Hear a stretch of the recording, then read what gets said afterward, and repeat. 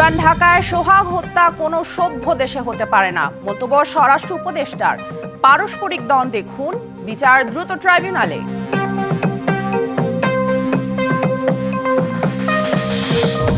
দেশের মানুষের জানমালের নিরাপত্তা দিতে পারছে না অন্তর্বর্তী সরকার। মব সৃষ্টিতে সরকারের মদত আছে কিনা প্রশ্ন তারেক রহমানের। বাংলাদেশে কোনো চাঁদাবাজের জায়গা হবে না, পরিণতি হবে ফ্যাসিস্ট হাসিনার মতোই। জুলাই পদযাত্রায় নাহিদ ইসলামের হুঁশিয়ারি।